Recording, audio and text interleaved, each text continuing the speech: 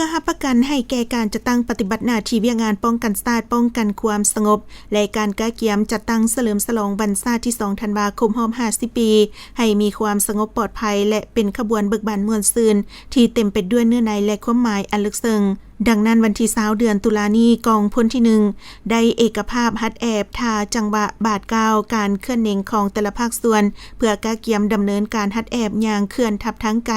ให้แก่กำลังเพศหญิงซึ่งให้เกียรติเข้าร่วมติดตามและโอลมกำลังฮัดแอบของสหายพันเอกคำสาวลินทกุลแก้วหัวหน้าการทหารกองพลที่1มีสหายพันตรีสมไตสุริยะแสงห้องหัวหน้าแผนกอบรมผู้สินำฮัดแอบภาคสนามพร้อมด้วยภาคส่วนที่เกี่ยวข้องและกำลังเพศหญิง60สหายเข้าร่วม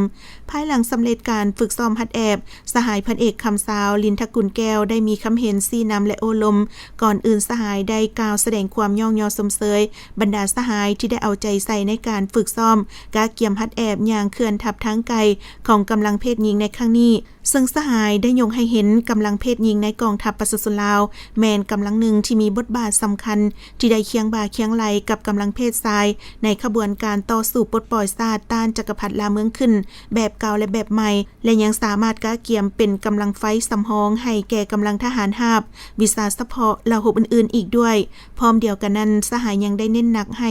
จงพร้อมกันกำแน่นบรรดาหลักการให้เข้มงวดเอาใจใส่อดทนผ่านพาอุปสรรคยุ่งยากต่างๆพร้อมกันตั้งหน้าฝึกซ้อมบรรดาทาจังหวะบาทก้าวถิดเขื่อนโดยปิดลับแซมกายในเวลาเขื่อนทับพร้อมเก็บกรรมสภาพรักษาและยาห่างและคาดกรณีวิธีแก้ไขสภาพการเหตุการณ์ต่างๆเพื่อเห็นให้การปฏิบัติการฮัดแอบเขื่อนทับตัวจริงเต็มไปด้วยบรรยากาศฟุดฟื้นมีความรับผิดชอบมีความปลอดภัยและสามารถบรรลุคาดหมาย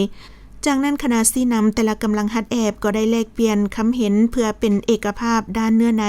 ระเบียบวินัยรูปแถวบรรดาทาจังหวะท่าทีและบาทก้าวเคลื่อนเน่งต่างๆพร้อมทั้งเสนอวิธีการแก้ไขให้มีประสิทธิภาพเพื่อรับประกันให้แก่การฮัดแอบเคลื่อนทับในครั้งนี้ให้บรรลุผลสำเร็จตามแผนการที่วางไว้